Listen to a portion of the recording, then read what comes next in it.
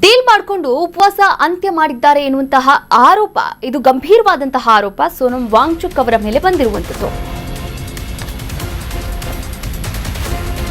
Deal ಮಾಡಿಕೊಂಡು ಉಪವಾಸವನ್ನ ಅಂತ್ಯ ಮಾಡಿದ್ದಾರೆ ಎಂಬ ಆರೋಪ ಕೇಳಿ ಬಂದಿದೆ. ನ್ಯಾಯಕ್ಕಾಗಿ ನಾನು ನಿರಂತರವಾಗಿ ಉಪವಾಸವನ್ನ ಮಾಡಿದ್ದೇನೆ. ದೇಹದ 11 ಕೆಜಿ ತೂಕ ಕಡಿಮೆಯಾಗಿದೆ, ಸ್ನಾಯುಗಳು ನಷ್ಟವಾಗಿದೆ. ವಿದ್ಯಾರ್ಥಿಗಳ ಹಿತದೃಷ್ಟಿಯಿಂದ 26 ದಿನಗಳ ಕಾಲ ನಿರಂತರವಾಗಿ ಉಪವಾಸವನ್ನು ಮಾಡಿದ್ದೇನೆ. ತಮ್ಮ ವಿರುದ್ಧದ ಟೀಕೆಗೆ ಸೋನಂ ವಾಂಗ್ಚುಕ್ ತೀವ್ರ ಬೇಸರವನ್ನ ಕೂಡ ವ್ಯಕ್ತಪಡಿಸಿದ್ದಾರೆ. ದೆಹಲಿಯ ಬಿಸಿಲಿನ ಬೇಗೆಯಲ್ಲಿ ಕುಳಿತುಕೊಂಡು ಉಪವಾಸವನ್ನ ಮಾಡಿದ್ದಾರೆ. ಇಷ್ಟೆಲ್ಲ ಮಾಡಿದ್ರೂ ಕೂಡ ನನ್ನ ಬಗ್ಗೆನೇ ಟೀಕೆಯನ್ನು ಮಾಡಲಾಗ್ತಾ ಇದೆ. ನನ್ನ ಉಪವಾಸ ತುಂಬಾ ಪಾವಿತ್ರತೆಯಿಂದ ಕೂಡಿದ್ದು, ಸಾಮಾಜಿಕ ಜಾಲತಾಣದ ಮೂಲಕ ಬೇಸರವನ್ನ ಹೊರಗಾಕಿದ್ದಾರೆ ಈಗಾಗಲೇ ಸೋನಂ ವಾಂಗ್ಚುಕ್. ನೋಡಿ, ನೀಟ್ ಯುಜಿ ಪ್ರಶ್ನೆ ಪತ್ರಿಕೆ ಸೋರಿಕೆ ಸೇರಿದಂತೆ ಪರೀಕ್ಷಾ ಅಕ್ರಮಗಳ ವಿರುದ್ಧ ನ್ಯಾಯಕ್ಕಾಗಿ, ವಿದ್ಯಾರ್ಥಿಗಳ ಮೇಲೆ ಆದಂತಹ ಲಾಠಿ ಚಾರ್ಜ್ ವಿರುದ್ಧವಾಗಿ, ಅಕ್ರಮಗಳ ವಿರುದ್ಧವಾಗಿ, ಅನ್ಯಾಯದ ವಿರುದ್ಧವಾಗಿ 26 ದಿನಗಳ ಕಾಲ ನಡೆಸಿದಂತಹ ಅನಿರ್ದಿಷ್ಟಾವಧಿ ಉಪವಾಸ ಸತ್ಯಾಗ್ರಹವನ್ನ ಕೇಂದ್ರ ಸರ್ಕಾರದೊಂದಿಗೆ ಒಂದು ಒಪ್ಪಂದ ಮಾಡಿಕೊಂಡಿದ್ದಾರೆ. ಹೀಗಾಗಿ ಅಂತ್ಯವನ್ನಗೊಳಿಸಿದ್ದಾರೆ ಅಂತ ಸೋನಂ ವಾಂಗ್ಚುಕ್ ಮೇಲೆ ಒಂದಷ್ಟು ಜನ ಟೀಕೆ ಟಿಪ್ಪಣಿಗಳನ್ನ ಮಾಡ್ತಾ ಇರುವಂತದ್ದು. ಈ ವಿಚಾರಕ್ಕೆ ಸಂಬಂಧಪಟ್ಟಂತೆ ಸಾಮಾಜಿಕ ಹೋರಾಟಗಾರ ಸೋನಂ ವಾಂಗ್ಚುಕ್ ಅವರೇ ತಡರಾತ್ರಿ ತೀವ್ರವಾಗಿ ತಿರುಗೇಟನ್ನ ಕೂಡ ನೀಡಿದ್ದಾರೆ. ಏನು ಹೇಳಿದ್ದಾರೆ?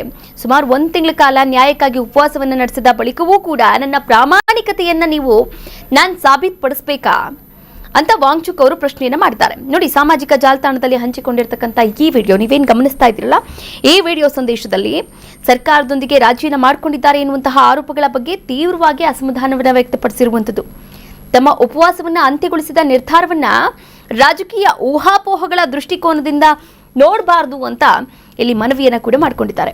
26 ದಿನಗಳ ಕಾಲ ಉಪವಾಸವನ್ನ ಮಾಡಿದ್ದಾರೆ. ಇದು ಅವರ ಪ್ರಾಮಾಣಿಕತೆಯನ್ನ ತೋರಿಸ್ತಾ ಇದೆ.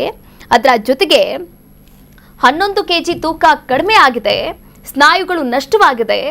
ಆದರೆ ಇದನ್ನೆಲ್ಲ ಮಾಡಿದ್ದೇನೋ ಮುಂದಿನ ಯುವ ಪೀಳಿಗೆಯ ಒಂದು ಶಿಕ್ಷಣದ ಭವಿಷ್ಯಕ್ಕೋಸ್ಕರ, ವಿದ್ಯಾರ್ಥಿಗಳ ಹಿತದೃಷ್ಟಿಯಿಂದ ನಿರಂತರವಾಗಿ ಉಪವಾಸವನ್ನು ಮಾಡಿರುವಂಥದ್ದು.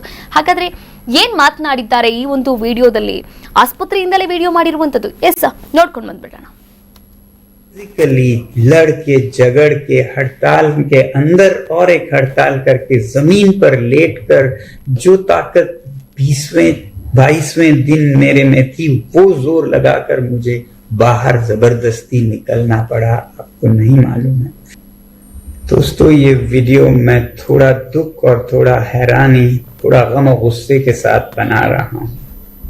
अपने भाइयों और बहनों के, छात्रों के लिए 26 दिन भूखा रहने के बाद, जिसमें कि मेरे 11 किलो शरीर खत्म हो चुका है, मसल्स चले गए हैं, ऑर्गन और दिमाग पर इरिवर्सिबल डैमेज लगभग होने के कागार पर पहुंचा है, और वो भी लद्दाख की कड़कती ठंड से दिल्ली की तपती धूप में बैठकर ये सब करने के बाद क्या मुझे किसी से कैरेक्टर सर्टिफिकेट लेनी होगी कि मेरा अनशन कितना पवित्र था?